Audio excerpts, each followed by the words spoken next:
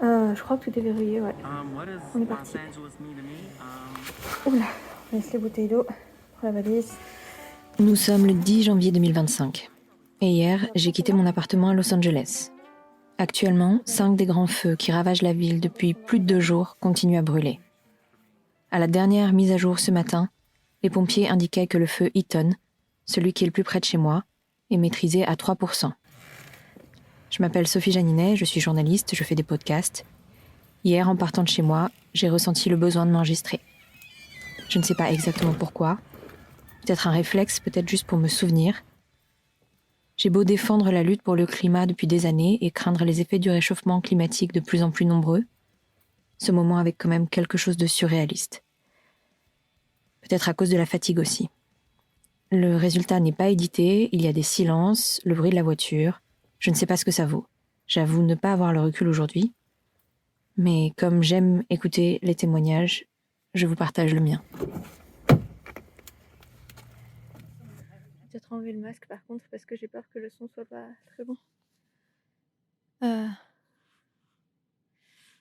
On vient de quitter la maison. Il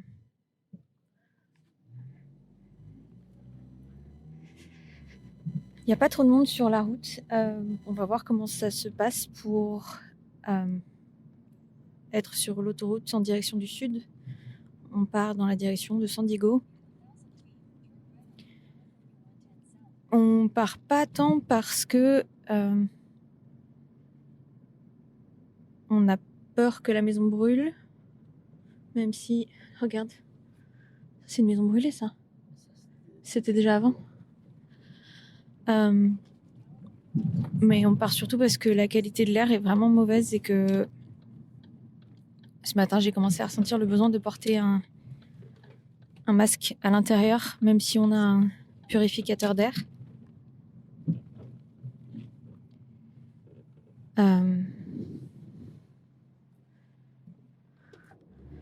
Quel jour on est ? Je me rends pas compte. On est jeudi et le feu s'est déclaré mardi soir. Celui de Pacific Palisades d'abord. Je pense que dans un premier temps, j'ai pas trop réagi parce que il y a souvent des feux en périphérie de Los Angeles. Et j'ai pas, dans un premier temps, réalisé ce que ça voulait dire le fait que ce soit Pacific Palisades parce que c'était quand même assez près de Topanga. Il y a souvent des feux à Topanga, donc c'est un peu plus loin au nord-ouest dans la montagne. Du centre-ville, il faut 1h30 pour aller à Topanga, peut-être un peu moins, 1h20. Ça dépend du trafic, bien sûr. Mais dans un premier temps, je pense que j'ai pas trop réagi et c'est les réseaux sociaux, je pense, qui m'ont montré des images et qui m'ont fait comprendre ce qui était en train de se passer. Et puis après, je sais pas, ça s'est enchaîné très vite. Il y a d'autres feux qui ont commencé à se déclarer, dont un juste au-dessus de Pasadena dans les montagnes, donc pas loin de nous. Et j'avais un engagement le lendemain matin, je devais me lever à 4h. Donc je suis quand même allée me coucher, la nuit n'a pas été bonne du tout. Je sais plus si on avait déjà téléchargé l'application Watch quelque chose. Je crois que oui. Mais donc je suis allée me coucher quand même et je me souviens m'être réveillée plusieurs fois entre la peur de devoir évacuer déjà et la peur de pas me réveiller pour mon engagement du matin. Je me suis réveillée à 4h. J'ai fait ce que j'avais à faire et c'était un peu surréaliste parce que ça semblait très trivial. Et à chaque fois que mon téléphone vibrait pour une notification de l'application qui nous donnait des informations sur les feux, je pouvais pas m'empêcher de regarder mon téléphone et c'était difficile de se concentrer. Et je pense que ce sentiment c'est un peu celui qui prévaut depuis mercredi matin, donc depuis une trentaine d'heures maintenant, de naviguer entre une étrange normalité, parce qu'en fait essayer de travailler, se faire à manger les choses du quotidien, et en même temps ne pas pouvoir sortir. On a essayé de sortir hier et j'avais un masque, mais c'était pas un N95, c'était un FFP2 et je crois qu'après 10 minutes à peu près dehors, j'ai vraiment senti que c'était dur de respirer et que mes poumons me faisaient un peu mal. Je reconnaissais des douleurs d'anciennes fumeuses.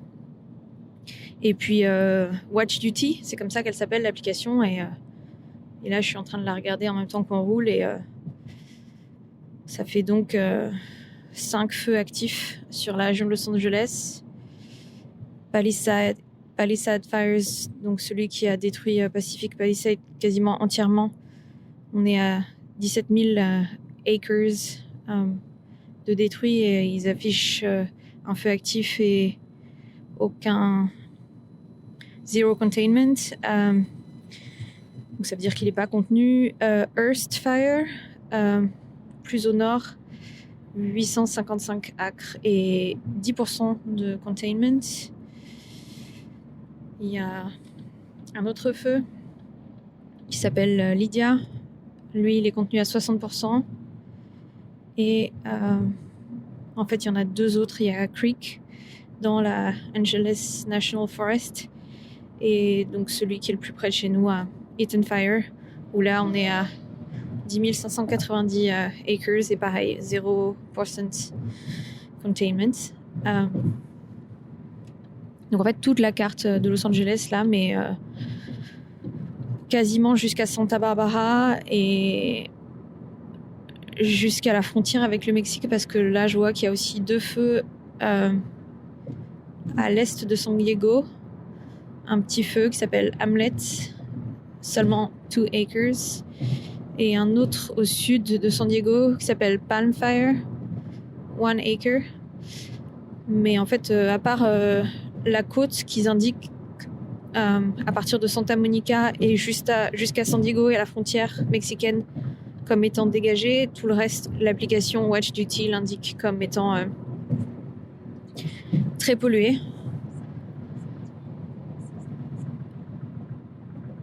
Je sais pas trop pourquoi j'enregistre ça. Je pense que c'est un petit côté cathartique. Ça y est, on arrive dans les bouchons.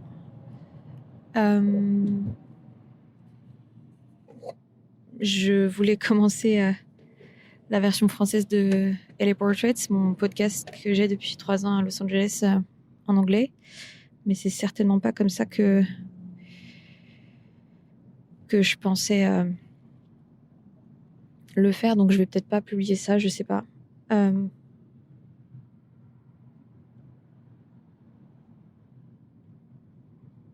Peut-être ce sera juste pour mes archives personnelles, pour me rendre compte de ce que ça fait de partir sans savoir en fait si on va revenir. C'est un peu ça le truc. Il y a, pour l'instant, tous les signes sont au vert et montrent que notre appart n'est pas dans une zone qui devrait être brûlée.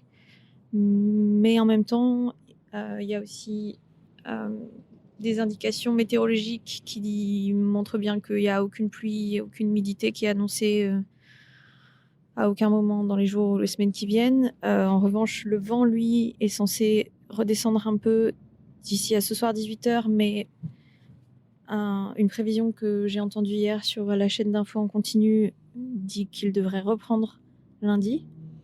Et le vent, jusqu'à maintenant, là, ces dernières 48 heures, il a vraiment été très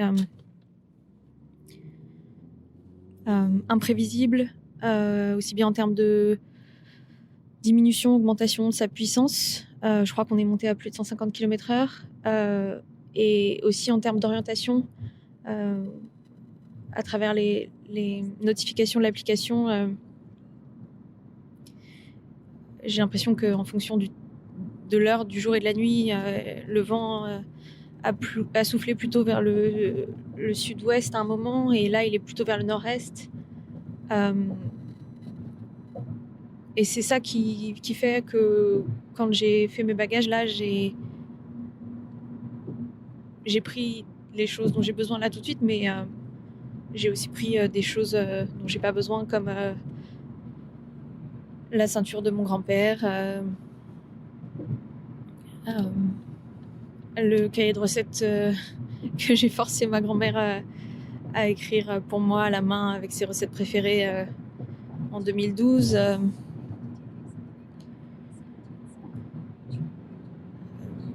La dernière carte que ma meilleure amie m'a envoyée pour mon anniversaire.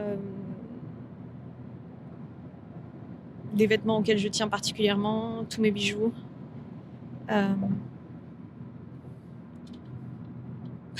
Toutes mes cartes SD, mes disques durs, les recommandations qui tournent sur les sites du gouvernement de Californie qui donnent des indications de quoi faire en cas d'évacuation le disent bien de prendre ces médicaments. Ce que j'ai fait, ces ordonnances, ce que j'ai fait, tous ces papiers et tous ces disques durs et tout ça. Donc j'ai pris tout ça. Et puis il y a ce sentiment quand même un tout petit peu. Alors j'ai conscience qu'on est très chanceux, on est très très chanceux. Encore une fois, notre appart n'a pas brûlé, on n'a pas été en danger immédiat, alors que pour certaines personnes, quand on voit les images, c'est vraiment horrifiant la vitesse à laquelle une petite étincelle poussée par le vent peut réduire une maison en cendres en quelques minutes seulement. C'est vraiment édifiant quand on voit les images qui sont publiées partout depuis 48 heures, et puis de voir la vitesse à laquelle des nouveaux foyers apparaissent. On a un copain à qui c'est moi qui ai demandé s'il voyait le feu de chez lui, et il n'avait même pas vu, et il s'est déplacé dans son appartement pour se rendre compte que oui, il y avait un feu juste devant chez lui en fait, et envoyer la photo. Donc on a beaucoup de chance, c'est sûr, mais en même temps un petit sentiment d'injustice, parce que ça fait 3 ans que je suis à Los Angeles et que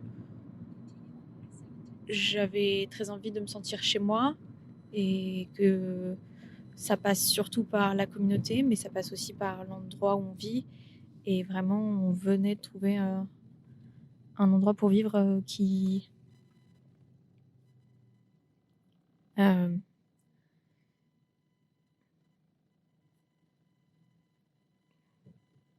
me donnait le sentiment d'être chez moi.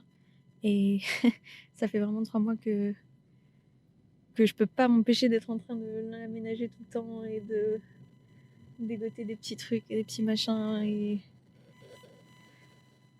une petite tasse en jolie porcelaine qui a été cassée et réparée par quelqu'un, et moi j'ai mis une succulente dedans, des meubles que j'ai poncés.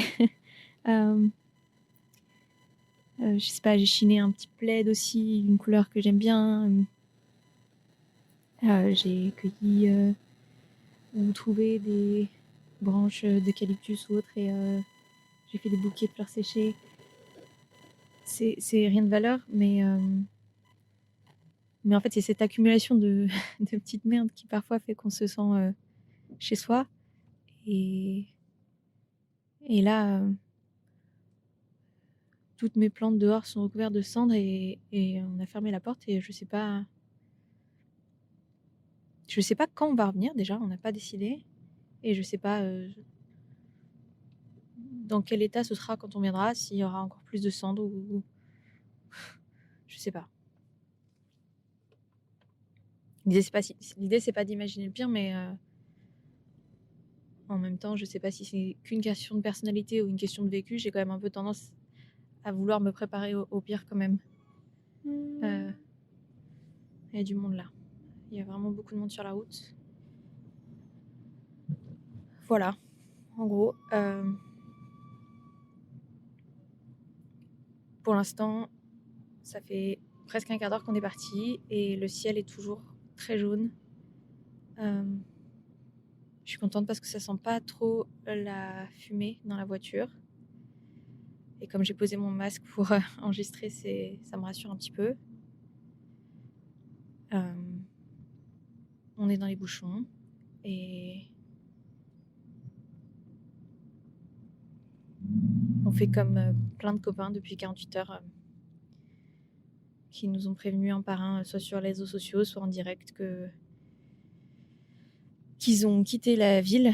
Je sais pas qui sont les premiers à être partis, mais je crois que c'était assez tôt parce qu'on a des copains qui sont dans les collines de Pasadena, dans une super chouette maison d'ailleurs, une grande coloc, une maison que, pour rigoler, la première fois que j'y suis allée il y a un mois, je leur ai dit mais vous habitez à Poudlard en fait, avec plein de poutres apparentes et un toit très pointu comme ça, vraiment super chouette dans les collines comme ça, lové dans la végétation. Nous on n'a pas autant de végétation, même si on en a plus qu'avant. J'ai une copine aujourd'hui qui m'a écrit ça, qui m'a écrit ça me rassure pas trop que vous soyez dans la végétation, et moi c'est justement ce que je voulais et c'est pour ça qu'on a emménagé à cet endroit-là, pour être un peu moins dans le béton de Los Angeles qui est quand même très très bétonné, mais qui à côté de ça est aussi une ville avec des espaces végétaux urbains immenses. Griffith, c'est le plus grand parc urbain, c'est plus grand que Central Park. On le sait pas souvent, mais ça l'est, et pour l'instant ça n'a pas brûlé. Je sais pas trop comment c'est possible, mais c'est tant mieux. Et le signe Hollywood trône toujours fièrement sur la colline avec le... J'ai oublié le nom. L'observatoire.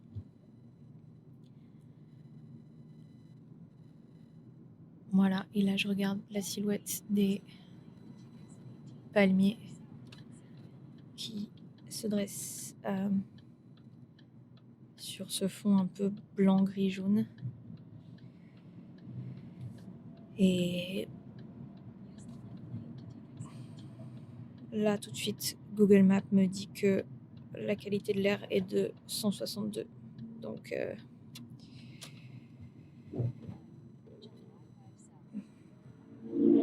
la bonne qualité de l'air, c'est 0, bien sûr. Et la pire qualité de l'air, c'est 500. Donc, 162, c'est déjà pas mal. C'est bien rouge, en tout cas, en termes de couleur. Voilà, je vais remettre le masque maintenant. Nous sommes arrivés dans la région de San Diego vers 16h hier. Ici, l'index de qualité de l'air est à 35. Je repense à l'odeur de bois brûlé, dans laquelle je me suis réveillée dans ma chambre il y a seulement 24 heures, et ça me paraît loin. Mais j'ai déjà hâte de rentrer chez moi. En même temps, je ne sais pas combien de temps encore les feux brûleront, ni quand l'air redeviendra respirable à Los Angeles. Malgré le manque d'eau, je sais que toutes les ressources possibles sont mobilisées et que les canadaires qui sont arrivés des 4 coins du pays font de leur mieux pour arroser les feux avec de l'eau puisée directement dans l'océan Pacifique, au moins quand le vent leur permet de voler. Pendant l'enregistrement, j'ai utilisé le terme américain « acre ». Je tenais à préciser que « acre » équivaut à 1 demi-hectare. Le feu Eaton, dont je parle beaucoup dans l'enregistrement, le plus proche de chez moi, a donc brûlé plus de 5600 hectares à l'heure où j'enregistre. Je n'ai pas plus d'informations pour le moment. Merci de m'avoir écouté et peut-être à bientôt.